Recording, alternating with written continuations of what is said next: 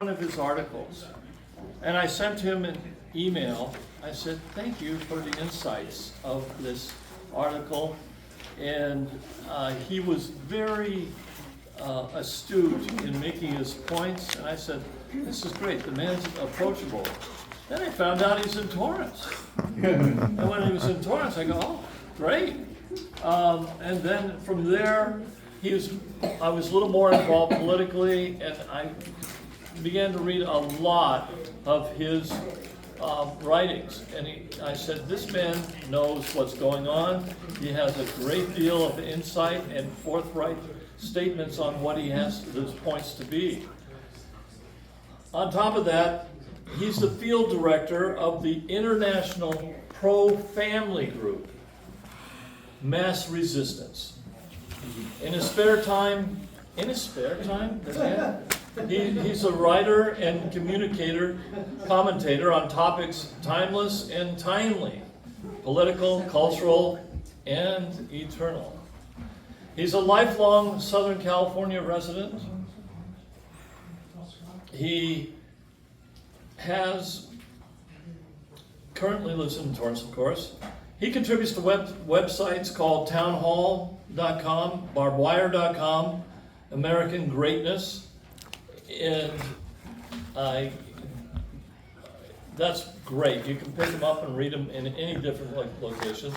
Right now, I'd like us to give a warm welcome to Mr. Arthur Schaper, and speaking to us right here. Thank you so much. Scott, can you record me? Thanks a lot, Scott. I really appreciate it. Oh, it's this way. It's all recording. Just got to direct it. I appreciate it. Okay. Oh, man. Thank you so much, Scott, for having me back. I'm glad that I haven't been ostracized yet. So, well, people have tried to, but it doesn't work. I'm still here. I'm still standing. I can remember back about 10 years ago, I went to Berkeley because I believe in freedom of speech. And apparently Berkeley doesn't anymore, and I got pepper sprayed and glitter bombed by Antifa. But I survived. I'm still here. I saw the video. Oh, yes. Nancy Pelosi saw the video. So they made a respond to it, incidentally enough. So I'm really glad to be here. It's always an honor to be able to speak with all of you. Thank you so much. I really appreciate it. And I usually don't do this, but I think we need to give Steve Williams another round of applause. He's not paying me, okay? This isn't me blowing smoke or looking for a job. I mean, really, I get a phone call a week before. Rick's number one, Christy could be number two, we can get this done. That's exactly what we need. That's what a central committee is supposed to do. So maybe we got our next chairman here, we just need to get a slate. So that's like very much inside baseball. So there was I was about to start like the Pee Wee Herman way. It was like, heard any good jokes lately? With what's happened to us. At least as far as the state Senate, the state assembly, a lot of really somber outcomes here in the city of Torrance, pretty dour. And, but I'm always a positive person. I mean, for the work that I do, yes, I'm the field director for MassResistance. I take a stand against an issue very few want to touch, which is fighting LGBT everything.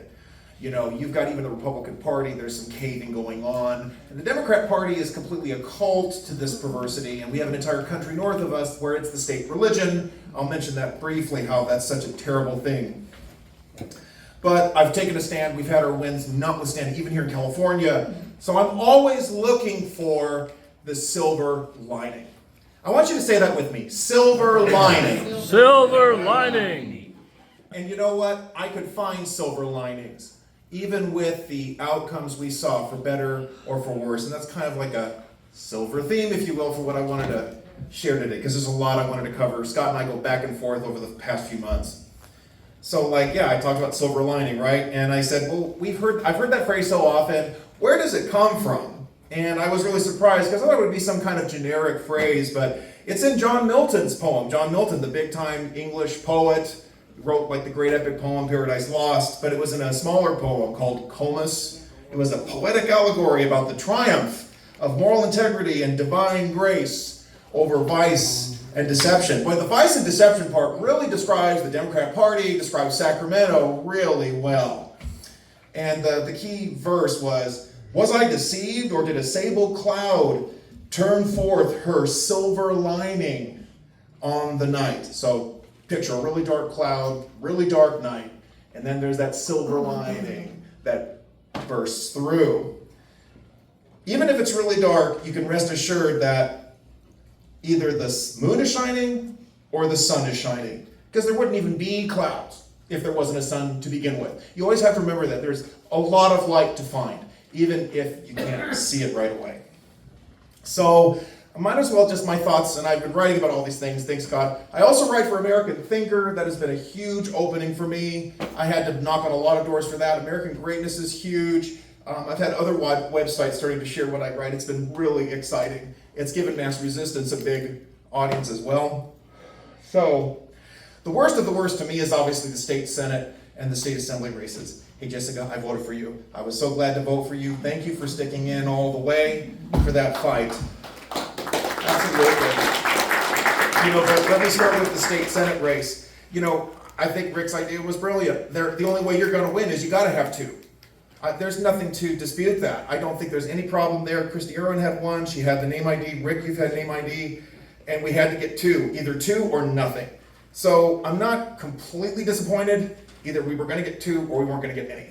That's how I look at it. Even if you look at the numbers on the ground, I don't doubt that with the data you have, it looked like we had a chance. One of the things we don't factor in, this was such a new turnout, was that Democrats held on to their ballots. Usually it was us holding on because we don't trust the system, but Democrats held on to this. So very brief story, I love to harass these Democrats. So they have their May 1st May Day parade. You have all these rich people wanting to strike it up for the working man. So they have their protest right there on Hawthorne and Sepulveda. So I show up and I just mess with them. And then there was Jimmy Gow, and he tries to follow me around and stop me, and he can't. And I've got some videos, and every time he says something, I can just turn the tables on him. It's really easy. They're not very bright people. There's no getting around it. But even he admitted, I asked him, so who are you voting for governor? Because I want to try to understand how these people think, if they think. And he says, come back to me in a month, and I'll tell you. They haven't made up their minds. So they all held their ballots. And so we see it flooding the system, on election day. And so that's why we saw everything turn around. I thought George was going to win because that had been the pattern, and then all the ballots came in. And that's what happened. The state assembly race, I got to tell you, I'm a little more disappointed. I really am. I mean, it's like, Jessica, you jumped in like October, I believe it was October. I had spoken to George. I voted for George twice. I campaigned for him in 24. Good guy. And I got the impression he didn't want to run, and then he, at the last minute, jumps in. That's kind of a problem. I have to say some stuff here. Come on, guys, make up your mind. Now, I'm always like Mr. Silver Lining. I thought we could get two Republicans as well, but that didn't happen. So, we might have to sit back a little bit. Everybody else is going to have to suffer a little more. Everybody else. I think our wisdom, I think our way of handling things, we're able to survive. I survived Joe Biden. We've all survived Joe Biden. I had the FBI at my door, okay? I survived. We can get through. I don't know if we could have survived Kamala Harris, but we didn't have to. We got Trump. So I think, that might be what it takes. A couple of those rich people in Hermosa Beach, they're going to have to see their property values decline. It's already happened on the Hill. Is that what it will take? Perhaps. It's their fault, not ours. We're going to make it. That's really my confidence about that. I think, we've got to keep in mind too, California's, the state legislature is doing all kinds of evil stuff. But we have a Supreme Court that they're not going to get back in a long time. And every crappy law that comes out of Sacramento is going to get shut down. We just saw it now with the Keep Secrets from Parents law. It was a preliminary injunction, and now there's a full injunction. The Ninth Circuit, the crazy liberal court that always gets overturned by the Supreme Court, they struck it down in like all the major parts, so that teachers they can't keep secrets from parents, especially if they're transitioning the kid or abusing the kid. They're going to lose. Not only that, but I even talked about this with the gun rights group with the South Bay NRA last year. They've pushed so far that we've got Mark Baird, he's the guy in North State, Siskiyou County. He challenged the open carry ban. They're going to strike it down. Can you imagine being able to open carry in California? Yeah. I mean, that's going to solve a lot of our crime, and they can't stop it because it won't be a federal mandate. Well, we have the Second Amendment, do we not? The state will have to comply. Yes. So no matter what happens, we've got a lot of structure on our side. That's, again, silver lining, silver lining. So, okay, I talked about, now we gotta look at the city council elections. Okay, I love to share this. This was something I was thinking about throughout the week. The first thing, the first time I got really invested in the local elections was in 2014. Raise your hand if you got involved in those elections here in Torrance. Like only a handful of you. 214. And I'm talking about 2014. Okay, now I can tell you that was absolutely the worst. Not one of my candidates won. Even the person I supported for city clerk, her name was Gina Sameza. She was a nice lady, conservative. She lost. The secret city clerk, that's not supposed to be even a contested office. But she lost. Everybody lost. And it was the worst. We got creepy Pat Fury as mayor. I was like, ugh. So that was bad. But I look at 2026. So I have perspective, right? And just for now, I can say this much. The only race that I really cared about was the treasurer race. I'm going to be honest with you. And Aurelio won. And that's a big deal for me. That is huge, and that absolutely deserves a round of applause. That's a big deal for me. And I understand we're all trying to heal here. I absolutely thank you, Steve. You actually opened the door, that I can give some observation. If I'm going to build on that. Thank you so much. It's better for you to do it first, You did a lot of work. He's the only guy I made phone calls for. He's the only one I donated to. And, okay, we're all family here. I think it's time to assess, where do we have to make changes? What needs to be different? And the fact is, George as mayor, he took our public comment away. I'm sorry, I gotta say something. It was a 3-minute period. He took that away. Now, why does that matter? Because sellout Sharon used it as a campaign issue. This is not my fault. This was 4 years of this. I'm sorry, I have to say this. That is not smart. You don't take away, don't hurt your base. And I gotta say something else. Steve, you were a witness. All of you were there at the campaign event at the Pacific Coast Christian Center. Thank you, Derek, for doing that. I have to go. Can I get my pen? I'm hearing about red light cameras? Red light cameras being proposed in the city. And who proposed this? It was Mayor Chen. And I raised hell. I even confronted him. I said, can you please correct the record on this? And with all due respect, it's like he treated me with a little bit of disdain. Like, well, we have to protect the community. Yeah, never let a crisis go to waste. Wait a minute, I'm sorry. You can't be pushing something that is so officious to what our values are. And I tell you, these were unforced errors. I have to speak to that. Okay, I'm sorry if people want to be positive, but you got to speak to this. If you want to make that silver lining bigger, you got to point out why there was a cloud. I got to say it. And there's other issues. You know why. You know what? But let's leave it there because I'm already running out of time. Maybe if I have questions, you can bring it up. Okay. But I go back to Aurelio. We really need to. I love what Steve said. Let's build on the successes. I don't buy this argument. MAGA is not fatal. There's a couple of crazies in this town. They'll hate everything about Trump and they'll post it 1,000 times and they'll stand on a street corner and scream and yell. And half of those people don't even live here. So we really shouldn't worry about that.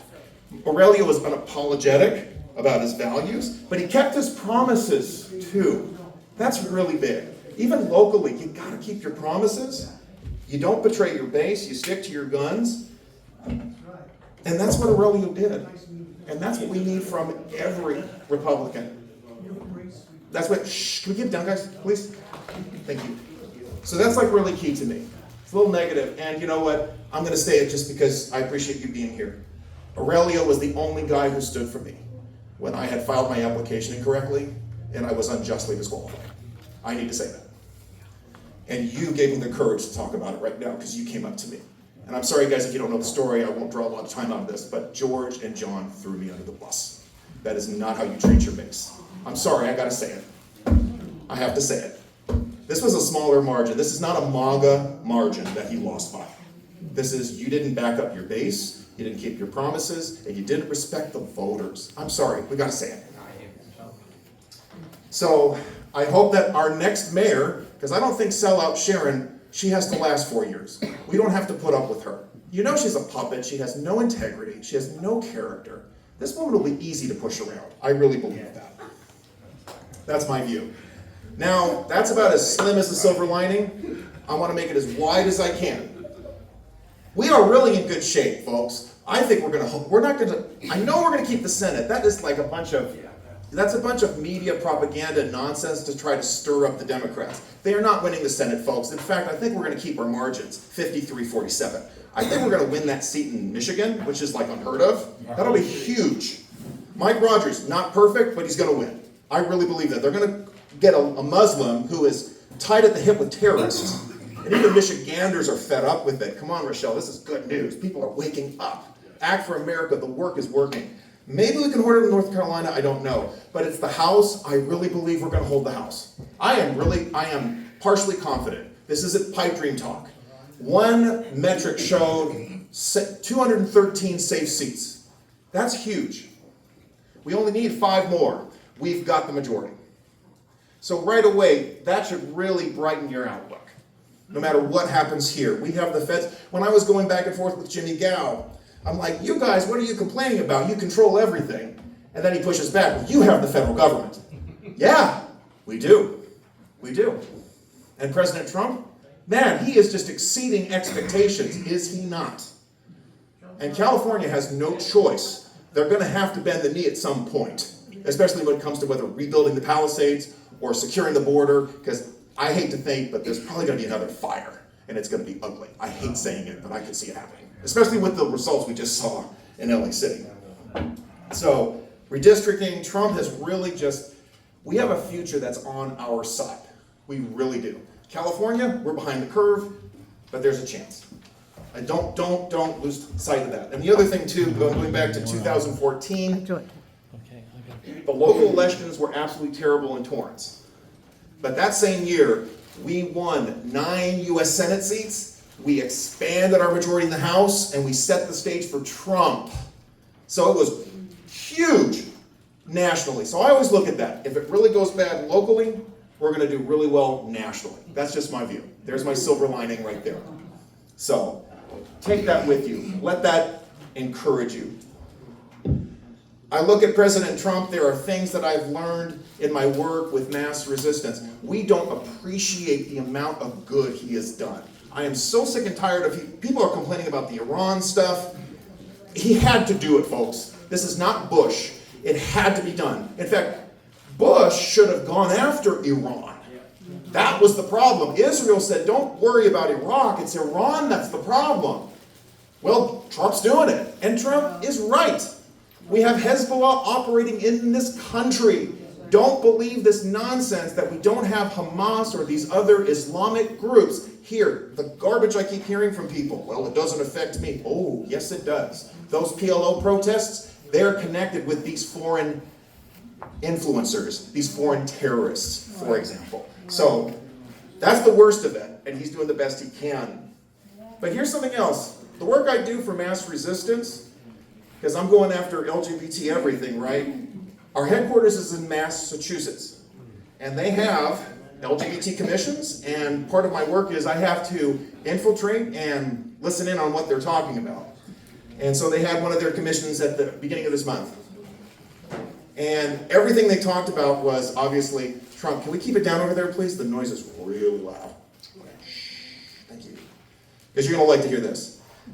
One of the members of this commission said to me that President Trump has done more to roll back Lyndon Baines Johnson Great Society scam more than any president ever. Yes.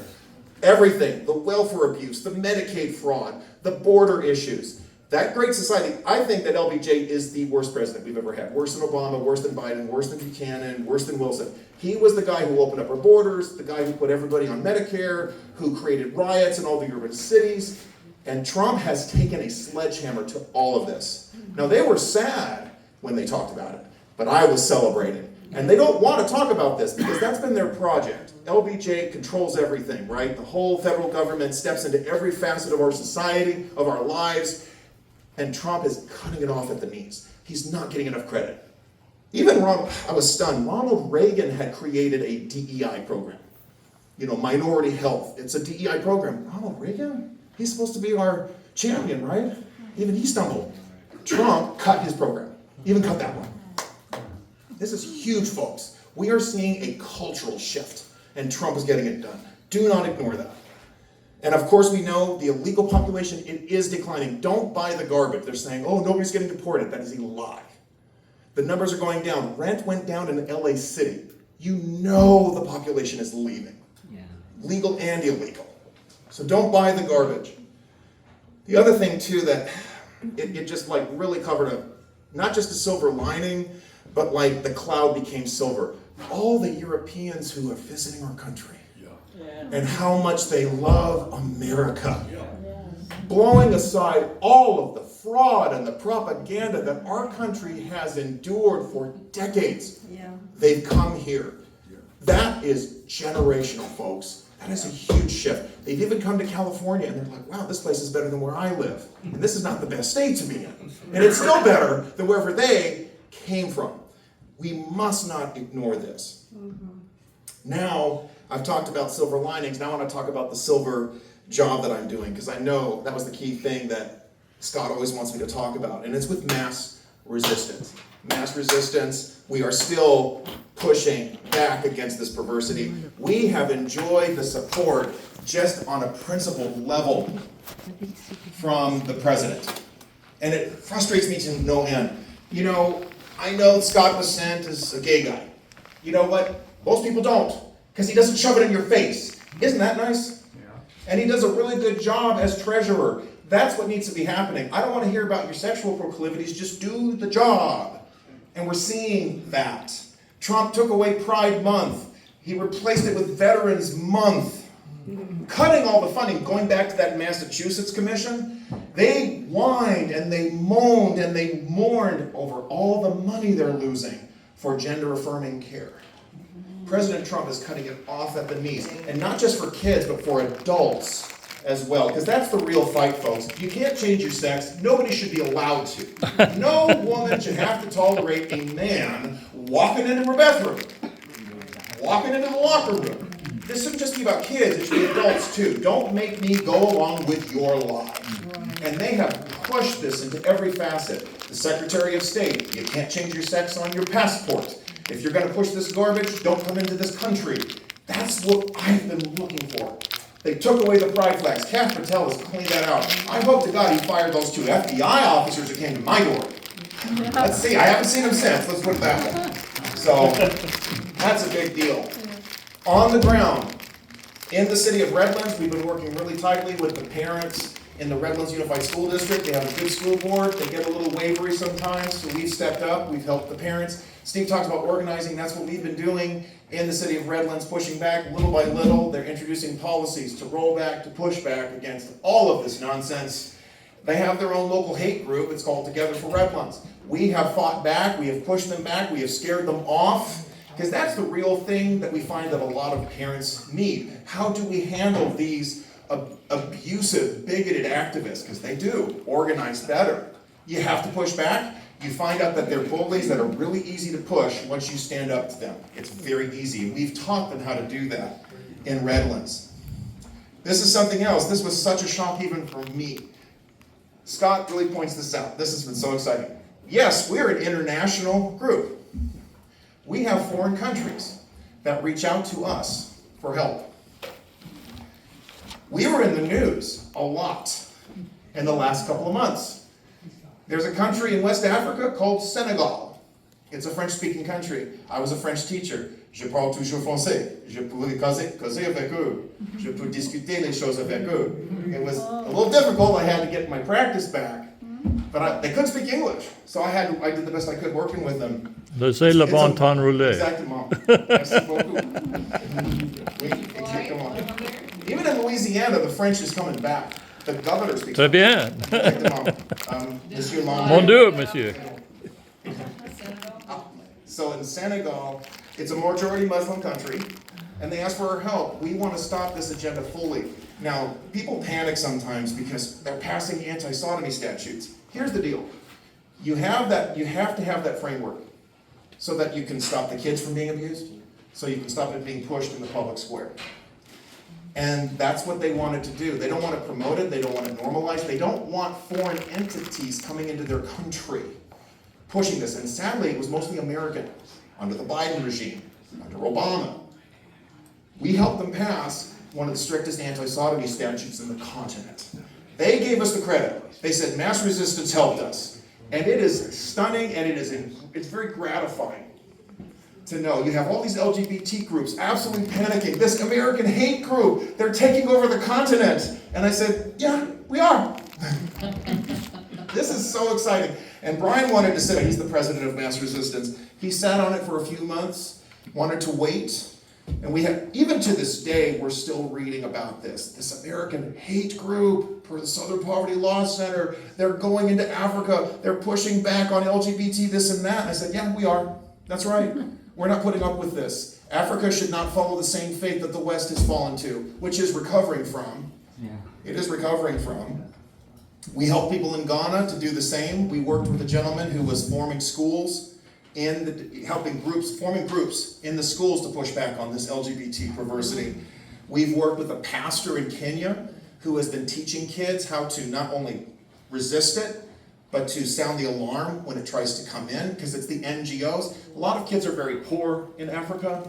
But the schools, they're not free. It's not government-funded education. You have to pay for it. And oftentimes an NGO will step in and pay for the tuition. And you can imagine, what's the trade-off?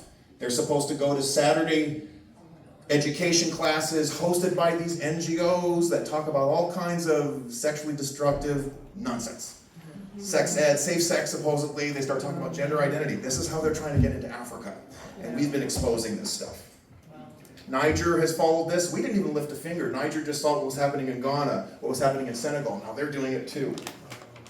And United Kingdom. In the United Kingdom, one of our chief activists, David Skinner, he was facing 6 months in prison just for protesting an abortion clinic and sending emails to the local police station saying the whole LGBT cult is pushing the destruction of our children, just for saying it. This is the United Kingdom. You go to jail just for telling the truth. That's right. He won his case. He was able to win on appeal. Huge win for us. And we have another leader who has already started to take down pride flags like St. Albans, which is just outside of London. We're going to be reporting on that shortly. I mentioned Canada very briefly. It is an uphill battle there. I told you LGBT is the state-sponsored religion of Canada. You speak against LGBT, you're looking at jail time. Bill Watcott, big-time Christian activist, 10 years now. 10 years he is still facing persecution just for passing out gospel tracts in a gay pride parade in Toronto. 10 years ago. People walk around naked in Toronto, they steal cars in Toronto, they shoot people in Toronto, nothing happens to them. But you pass out a gospel tract, you could look at a year in prison. This is Canada.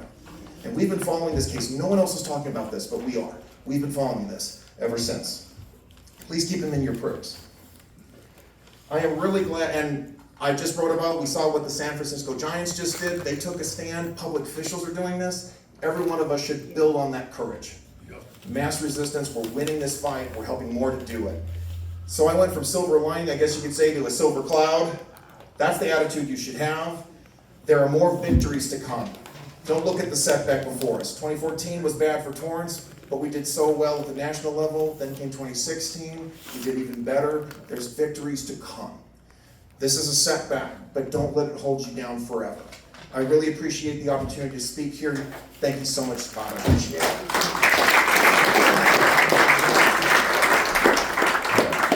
Thank you very much.